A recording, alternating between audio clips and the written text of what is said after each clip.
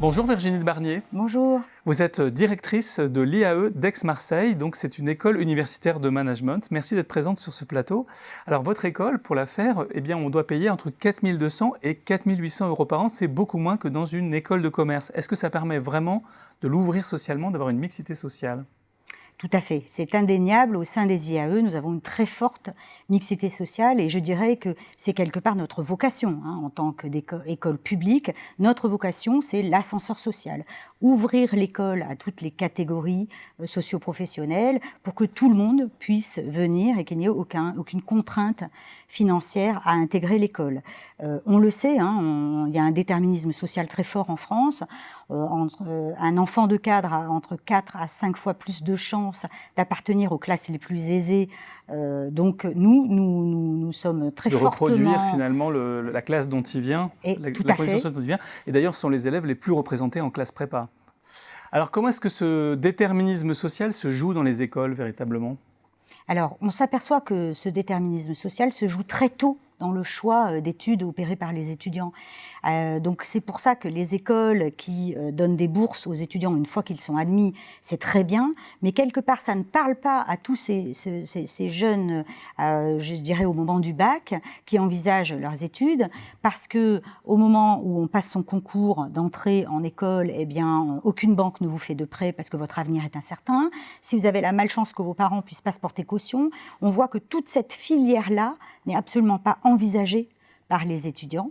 Et donc, on a un déterminisme social très fort contre lequel nous battons et nous essayons d'offrir justement une école très ouverte socialement à tous.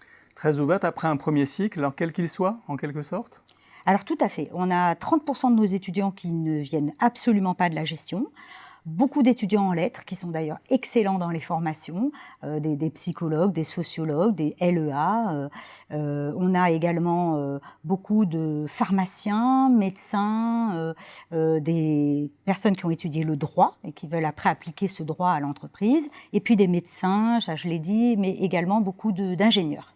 Et est-ce que la sélection, elle est réputée difficile ? Est-ce qu'elle est vraiment difficile ? C'est de quel ordre le taux de sélection ? La sélection est difficile. L'an dernier, nous avons eu 4000 candidats et on en prend 400. Et justement, ces étudiants qui ne viennent pas de filière de management, souvent achoppent sur l'anglais, parce qu'ils ont arrêté de faire de l'anglais pendant des années.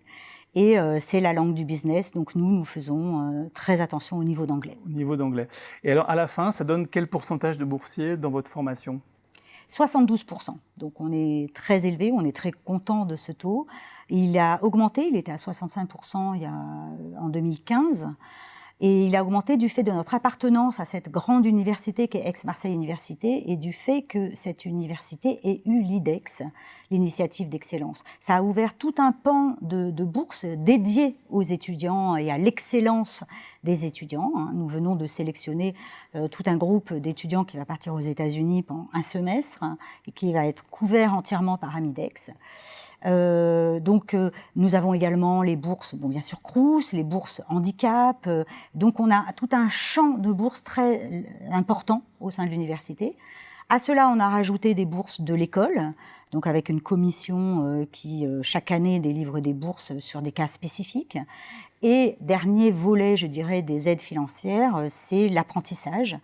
Nous avons un étudiant sur 2 éligible à l'apprentissage qui choisit cette filière.